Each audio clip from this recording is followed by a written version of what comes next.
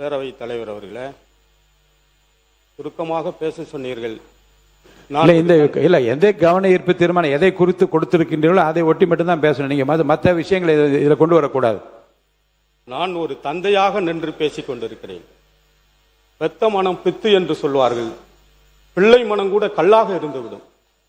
ஆனால் அந்த தாயும் தந்தையாரும் கோயமுத்தூர் மாணவன் அந்த அடித்து கொலை செய்யப்பட்ட போது அவர்கள் ஊடகங்களில் சொன்ன செய்தியை நான் உன்னிப்பாக கவனித்து பார்த்தேன். கலங்கித்தான் போனோம்.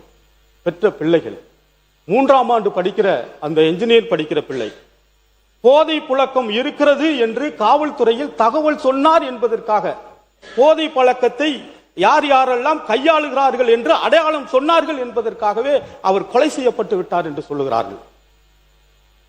ஆட்சி மாற்றம் வந்திருக்கிறது. பெரும்பான்மையாக மக்கள் உங்களைத்தான் தேர்ந்தெடுத்திருக்கிறார்கள். இந்த காவல்துறை பொறுப்பற்ற முறையில் இருக்கிறதோ என்று நான் மீண்டும் கவலையை தெரிவித்துக் கொள்கிறேன். இந்த மாமன்றத்தில் இது என்ன தீர்க்கப்படாத பிரச்சனையா? உலகத்தில் இது போதைப் பொருளை தீர்க்கவே முடியாதா?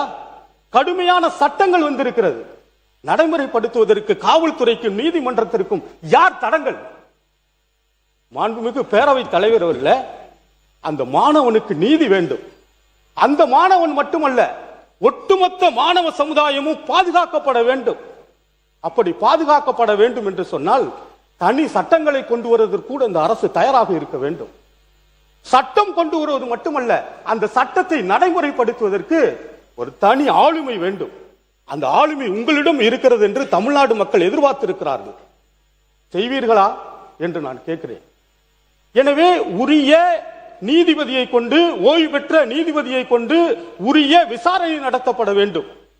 இந்த சட்டம் கடுமையாக்கப்பட வேண்டும் என்று நான் மாமன்றத்தில் வேண்டி விரும்பி கேட்டுக்கொள்கிறேன்.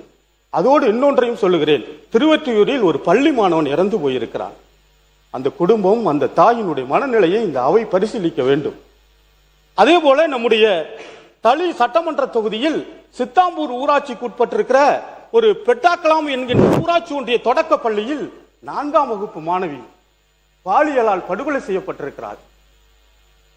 பாலியல் வன்கொடுமை செய்யப்பட்டிருக்கிறார்.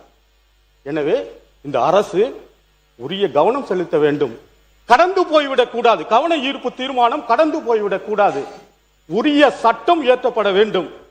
காவல்துறை சீர்திருத்தம் செய்யப்பட வேண்டுமோ என்று நான் வினாக்களை எழுப்பி சம்பந்தப்பட்ட அமுதன் உள்ளிட்ட பாதிக்கப்பட்டிருக்கிற அந்த பள்ளி குழந்தைகளுக்கு, கல்லூரி மாணவர்களுக்கு உரிய விசாரணை நடத்தப்பட வேண்டும்.